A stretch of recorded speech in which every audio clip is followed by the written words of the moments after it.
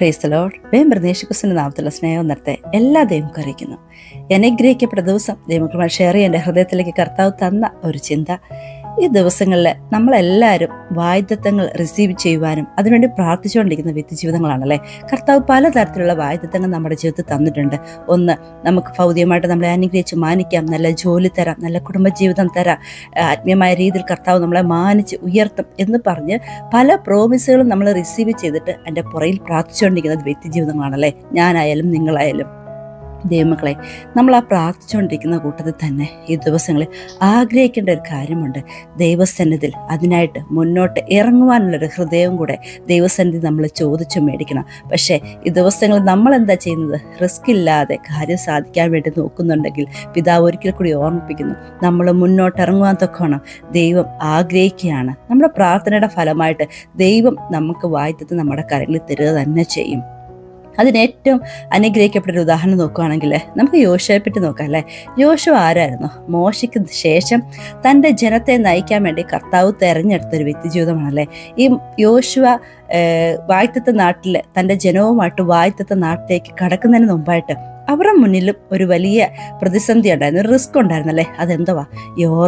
യോർദാനെ പറ്റി പറയുമ്പോൾ തന്നെ നമുക്കറിയാം, കലങ്ങി മറിയുന്ന ഒരു വലിയ സമുദ്രമായിരുന്നു അല്ലേ.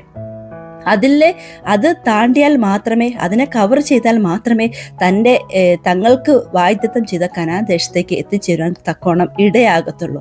അതിന് ബേസിൽ പിതാവ് സംസാരിച്ചു അല്ലേ. പിതാവ് യോശുവയോട് സംസാരിച്ചത് എന്താ?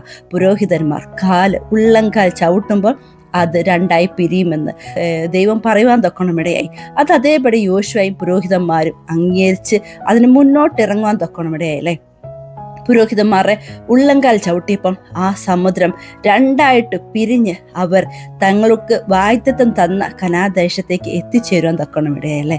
ദൈവമക്കളെ, ഒരു പക്ഷേ അവർക്ക് ചിന്തിക്കാമായിരുന്നു, യോർദാൻ കലങ്ങി മറിയുന്നതാ, എങ്ങാനും കാല് ചവിട്ടിയാ ഞങ്ങൾ അതിൽ സ്ലിപ്പാകും, ഒരു പക്ഷേ പെട്ടവുമായിട്ട് അതിലേക്ക് ഇറങ്ങുന്നതാ, ഞങ്ങളുടെ കരങ്ങളിൽ നിന്ന് വീണത് പോകും എന്ന് പല രീതിയിൽ മാനുഷ്യമായ ചിന്തകൾ അവർക്ക് എടുക്കാമായിരുന്നു. പക്ഷേ അതിനെ ഒന്നും ഗവനിക്കാതെ ധൈര്യത്തോടെ ദൈവത്തിൻ്റെ വാക്ക് വിശ്വസിച്ച് അവർ മുന്നോട്ടിറങ്ങാൻ തൊക്കണം ഇടയായപ്പോൾ അവർ കനാൻ ദേശത്ത് എത്തിച്ചേരുവാൻ തൊക്കണം ഇടയായി.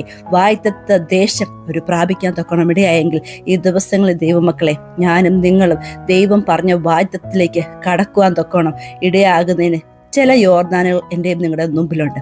അതിലേക്ക് ധൈര്യമായിട്ട് ഇറങ്ങുവാണെങ്കിൽ പിതാവ് നമ്മളെ എത്തിക്കാമെന്ന് പറഞ്ഞത്, തരാമെന്ന് പറഞ്ഞത് നമ്മുടെ കാര്യങ്ങളിൽ തന്ന് നമ്മളെ അനുഗ്രഹിച്ച് മാനിക്കുക തന്നെ ചെയ്യും. ഈ ഒരു ഷോട്ട് എല്ലാവരുടെ ജീവിതത്തിൽ അനുഗ്രഹമായിട്ടെന്ന് പറഞ്ഞുകൊണ്ട് ഞാൻ നിർത്തിക്കിടക്കുന്നു.